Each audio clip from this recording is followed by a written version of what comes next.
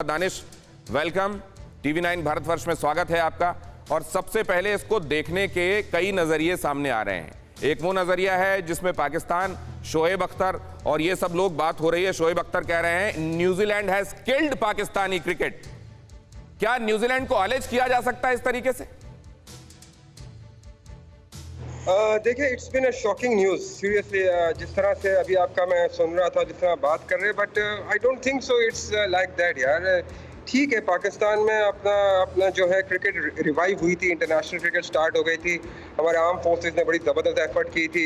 Zimbabwe team आई, Sri Lanka team आई, south Africa team का बड़ा successful दौरा हुआ, PSL का हुआ। It's not about cricket. ठीक है, क्रिकेट हमारी एक वो है, लेकिन हम दोबारा जो है इंटरनेशनल क्रिकेट रिवाइव करेंगे बिकॉज ये हमारे डोमेस्टिक के प्लेयर्स, यंगस्टर्स के लिए बहुत बड़ा झटका है।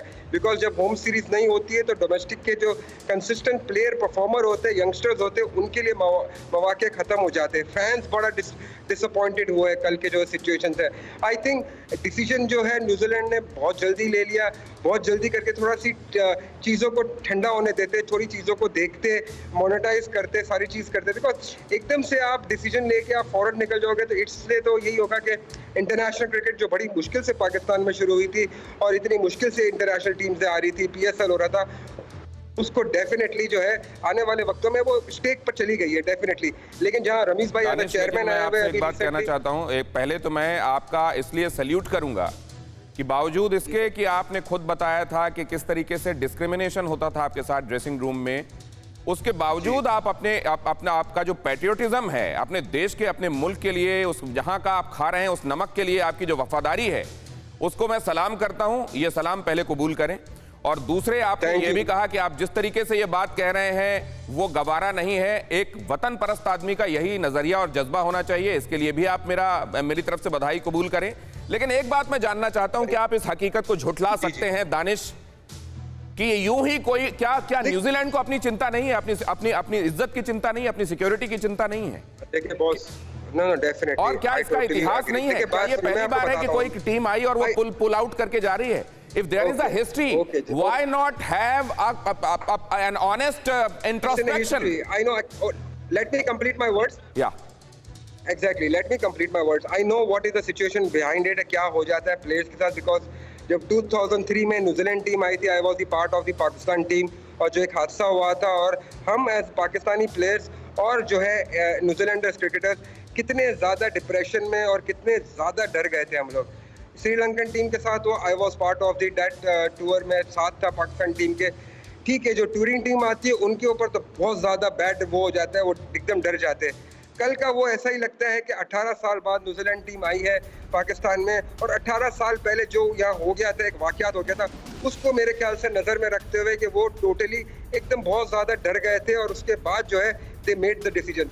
उनका डिसीजन रिस्पेक्ट है, ठीक है, वो समझते हैं कि इस तरह का है, रिस्पेक्ट करते हैं। लेकिन कहने का मकसद ये है, देखिए, बीइंग अ पैट्रियोटिक, ठीक है, जो भी होता है डिस्क्रिमिनेशन है वो अपनी जगह पर big, but the thing is that I am not looking at my side only.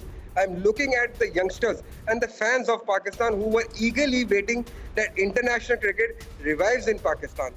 That is the most important नहीं, ये thing, बात तो right? न्यूजीलैंड का बोर्ड भी कह रहा है दानिश, आपको बीच में रोक रहा हूं मैं, लेकिन न्यूजीलैंड क्रिकेट बोर्ड ने भी कहा है कि it is indeed a setback for Pakistan cricket board, but the security of our players is Paramount.